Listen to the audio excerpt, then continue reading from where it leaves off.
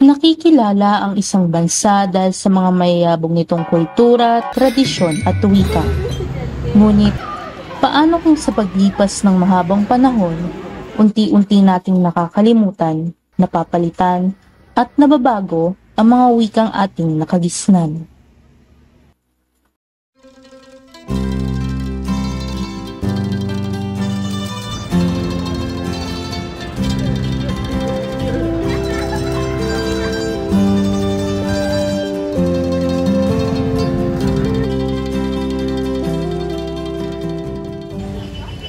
Hindi maipagkakaila ang mahalagang gampanin ng wika sa pagbuo at paglago ng isang kultura.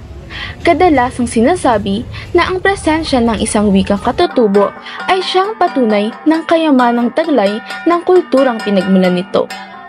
Kung gayon, tunay nga na mayaman ang ating sariling kultura, lalo tayo pinagpala ng ating mga ninuno ng mga wikang puno ng kulay at kasaysayang pinagdaanan.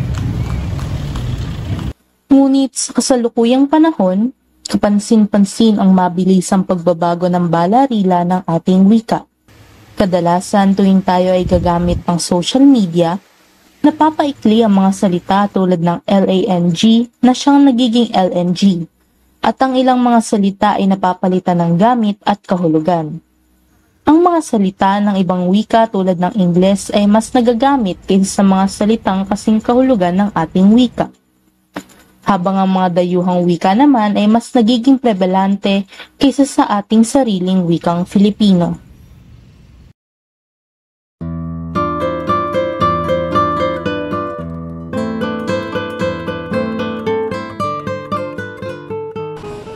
Magandang hapon sa lahat. Ako si Adeline Kijiasin at ako naman si Lina Teranyoa at nandito kami para humingi ng panayam sa ilang estudyante ng ODBU. So, hello po kuya. Magandang hapon po sa inyo. So, may nais lang po kaming itanong. Pero bago po yun, ayos lang po ba na makuha namin ang iyong name? Kai. Kai po. So, kuya Kai, sa iyong palagay, nararapat bang pantay ang pagbibigay halaga natin sa wikang Pilipino sa kung paano natin pahalagahan ang ibang alam nating wika? Kung oo ang iyong sagot, paano ba ito mabibigyan patunay? Kung hindi, ay magbigay ng makabuluhang paliwanag. Para sa akin hindi. Mas pahalagahan natin kung ano yung sariling atin kasi sinisimbolo nito yung kultura natin mismo. Although yung mundo ngayon is broad na at maraming bagay na kailangan nating matutunan through language, kailangan pa rin na kilala natin kung ano yung sariling atin. And sa pagpapahalaga ng sarili nating wika is pinapahalagaan din natin yung kulturang ginagamit natin. So, yun naman po and maraming salamat po sa pagbahagi ng informasyon. Thank you po. Thank you po.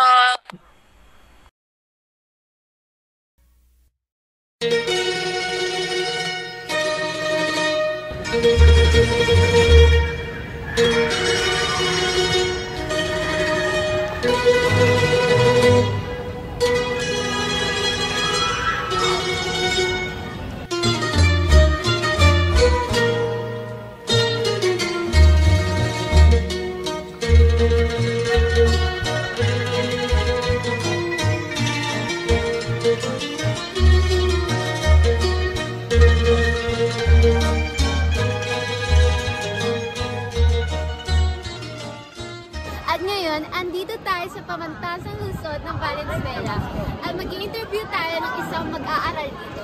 Kaya, halina, tara at samahan niyo na ako. So, nandito po tayo sa PSA at ito po si Ate Leo na sasagutin po ang isang tanong for our interview in documentary. Sa inyo pong palagay, mas convenient po ba ang pagpapaigli ng mga salita, lalo na kapag may kipag-usap through social media? Kung oo po, paano mo po ito masasabi? At kung hindi, bakit naman po? Para sa akin, hindi ako sang-ayon sa pagpapaikli ng mga salita. The first reason is dahil may mga misunderstanding na pwedeng mangyari. Lalo na ang social media ay propound sa lahat ng tao at hindi nila maiintindihan agad yung ibang mga salita. Lalo na kapag mga maikli, asap, may mga matatanda, may mga bata, And may tinatawag tayong ethical of digital communication. Ang ibig sabihin nun is, kailangan nating maging mapanuri sa mga sinasabi natin kasi may mga pagkakataon na may mga salita na maaaring maging magiging open siya sa mga ibang tao. Ayun po.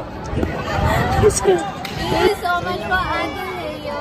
Sobrang nakatulong po ito para sa amin. Maraming salamat po, Ate. Thank you po, Ate. Maraming salamat. Okay ba yun? Okay, pero may solo ko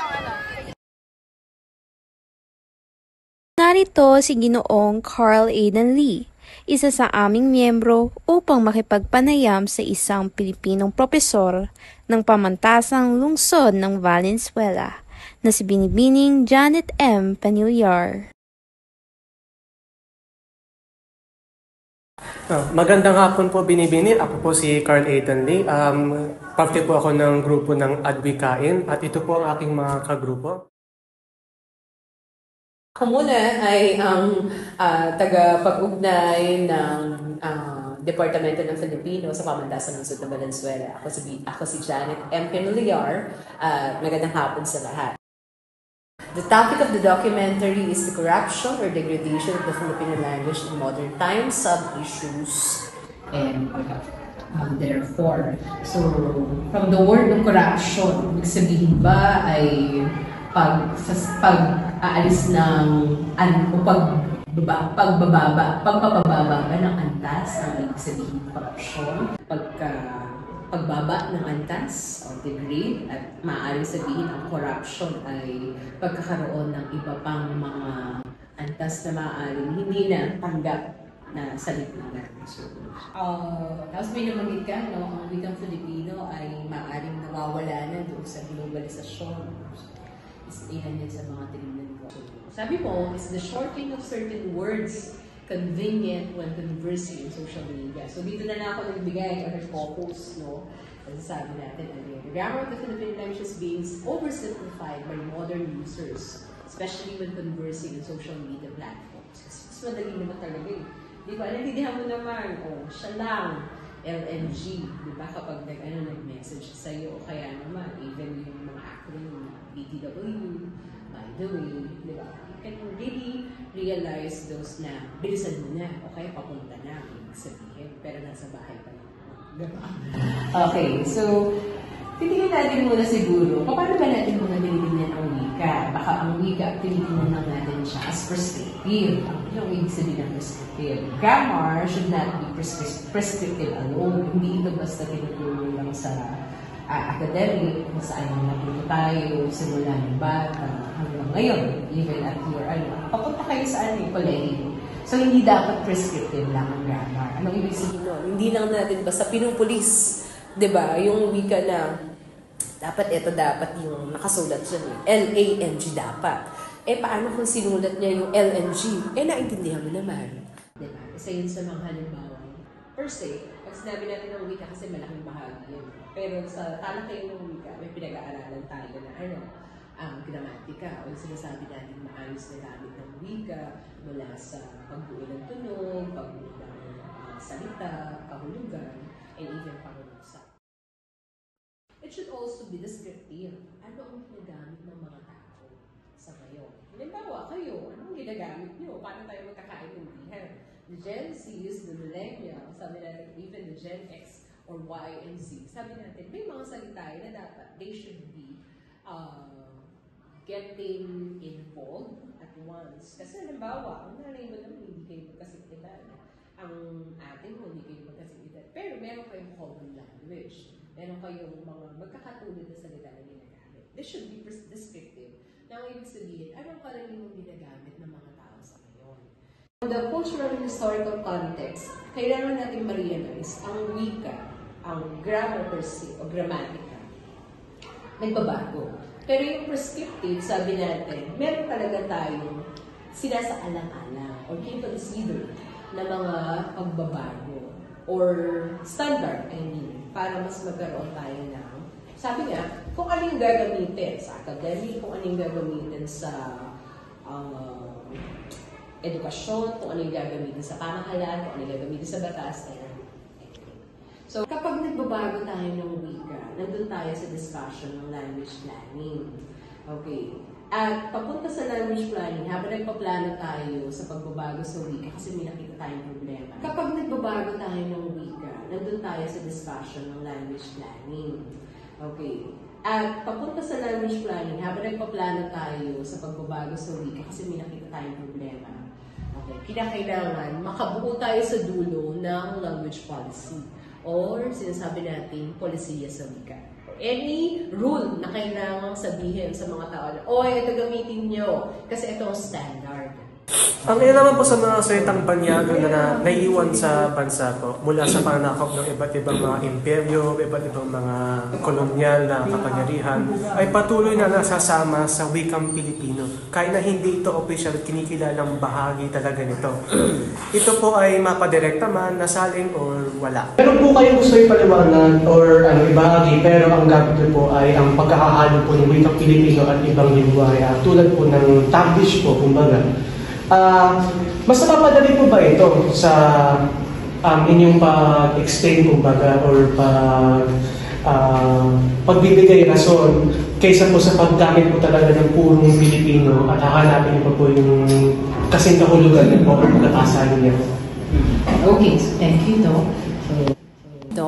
So, ito naman nakita ko dito yung mahalagang discussion mo about translated words o yung mga salita na ginagamit na natin.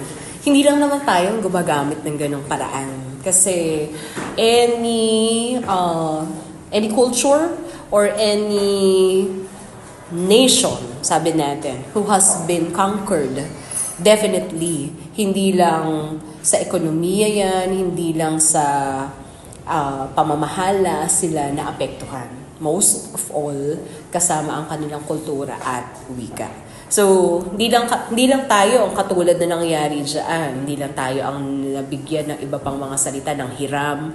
Hindi na natin sinole, ginagamit na natin. And until now, maraming mga bansa ang, sabi nga natin, na isama sa ganung mga phenomenon.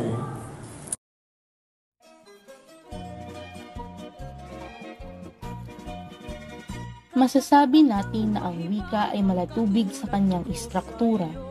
Bagamat mayroong mga batas na nagdidikta sa balarila nito, ang anyo ng mga salita ay nasa kamay pa rin ng mga magsasalita nito. Sa paglipas ng maraming taon, patuloy rin ang pag-usbong ng makabagong panahon. Masasabi natin na natural na para sa atin na magkaroon ng mga pagbabago sa ating buhay. At hindi rin natin maikakaila na isa na rito ay ang ating wika.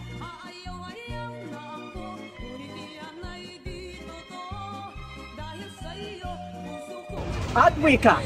Adwika. Adwika. Adwika. Adwika. Adwika. Ganto.